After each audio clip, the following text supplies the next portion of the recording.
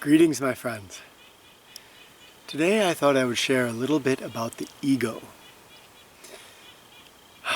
It feels to me like almost all the wisdom traditions pointed to the ego as being the source of a lot of trouble for us.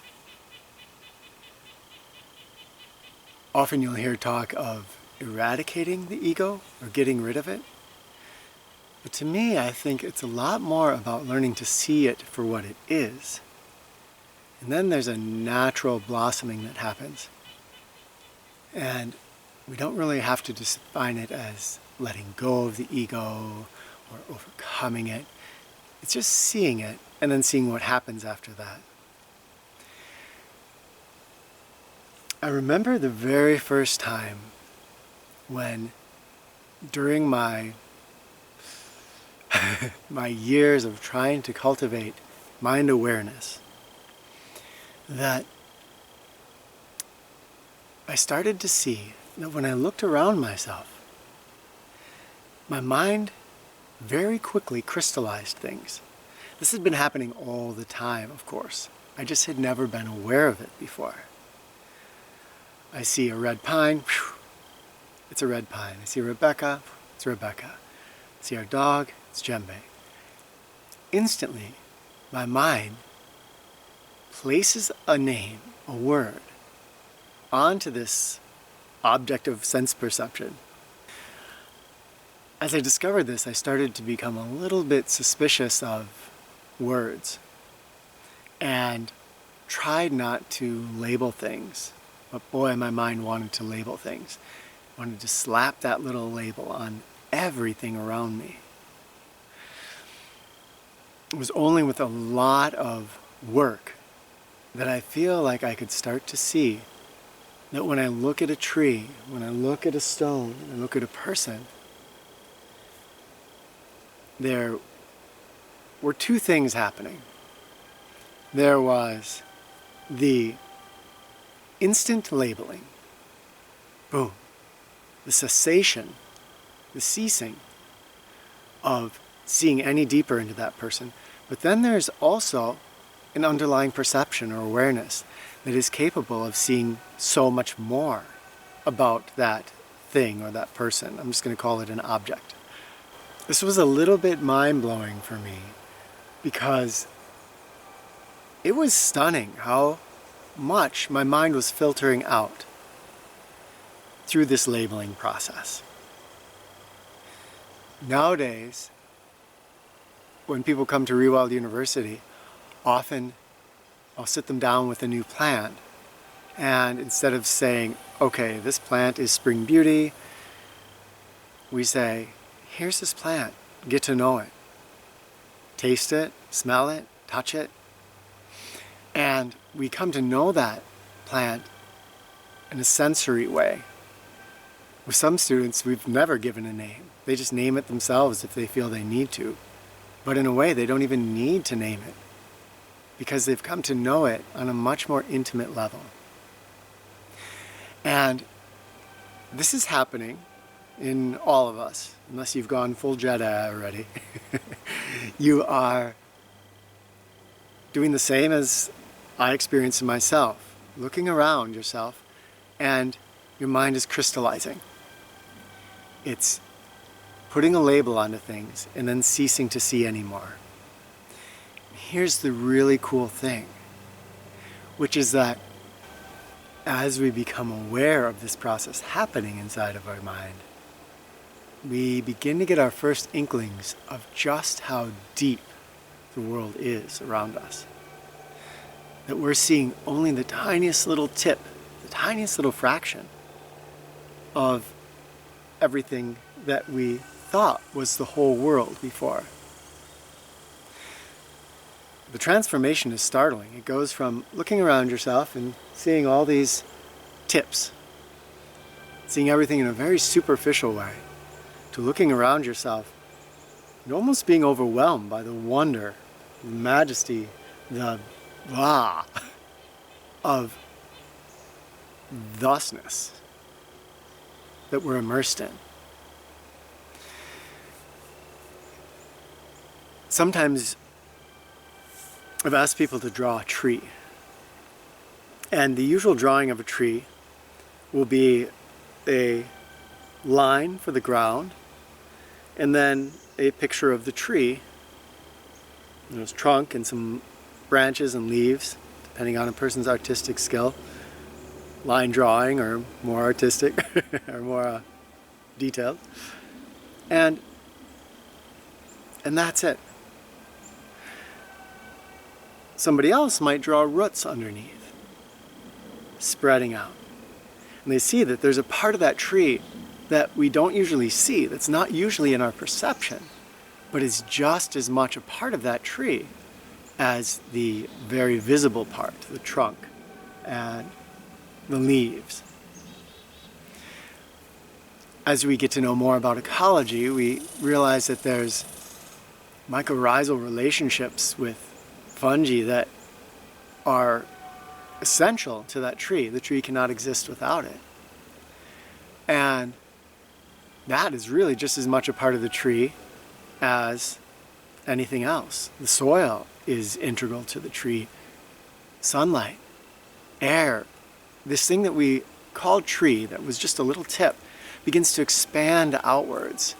And we find that the lines that we draw around it were just kind of arbitrary and cultural, but haven't been examined very fully.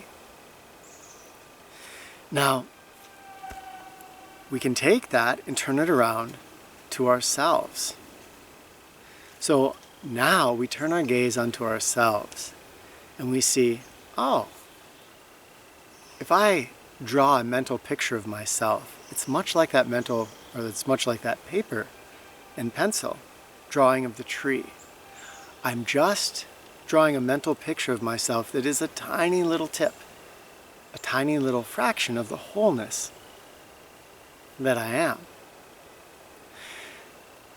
When I do this, then again, I might get that little laugh, that little inkling. Wait, there's a lot more here. And that begins a quest to really see the ego. It's a fun quest, because as we start to unravel this mystery of who we are, as long as we don't stop somewhere, there's the one caveat. We can stop in places that will feel nihilistic. We can stop in places that feel, I've become enlightened and blissful. But if we keep searching and searching and searching, there's something there that starts to unfold and blossom that words cannot touch. And as we discover that, wow, it's really, really exciting. It's exciting because it's been there all along. It's also normal and unexciting because it's so there and essential, if that makes any sense. The wholeness is just something we've forgotten.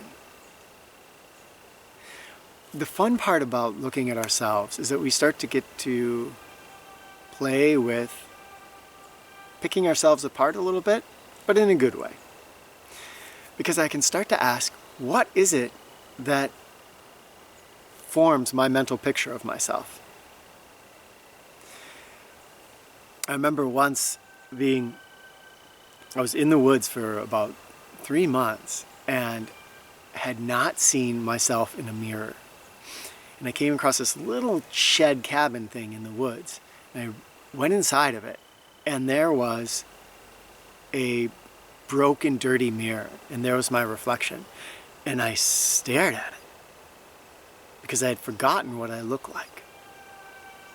And in that moment, I realized that a large part of who I think I am has to do with my appearance. Our hair, jewelry we wear, the clothing we wear, the sound of our voice. We form this picture out of many of these traits. What else?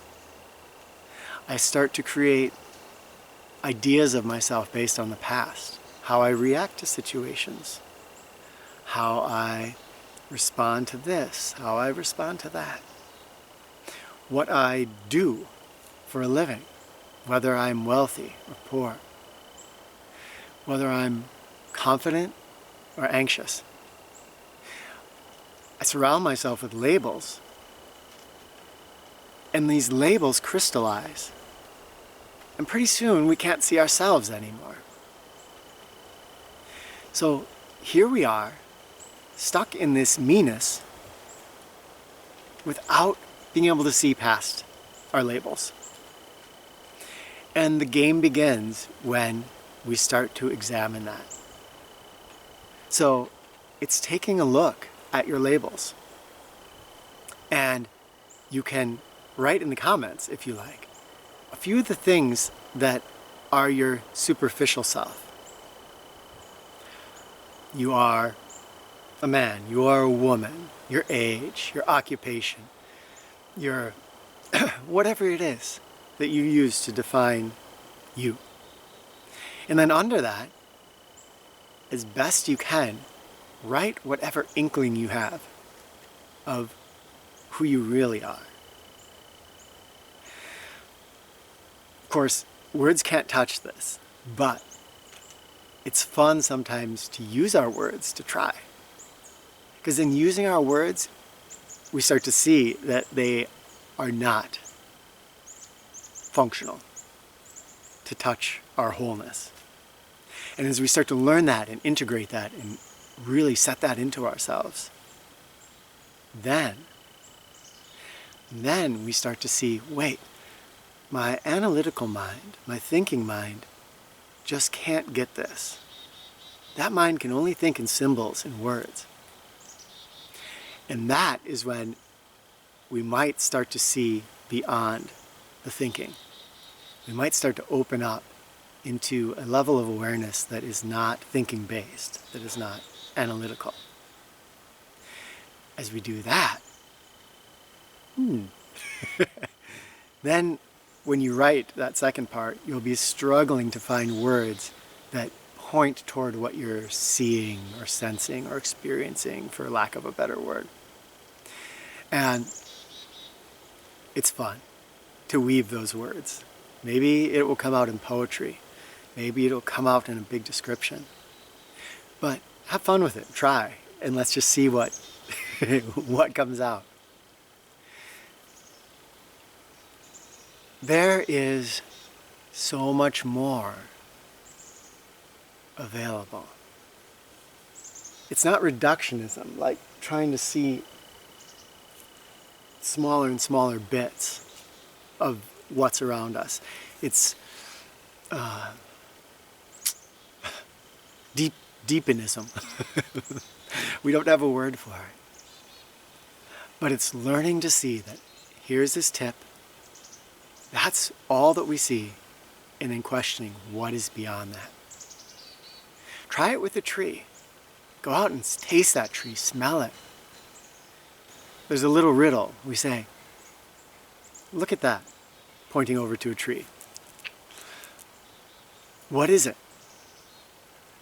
And our mind will go, well, try it right here. What is it? And you might have seen right there, your mind says leaf. Or it might have said red oak leaf, if you know more about the species here. But it instantly creates a label. And then it comes back, okay, what's the next part? What is he getting at? But it doesn't see this. We could equally say, what is this? And then you could go directly into a sensory perception.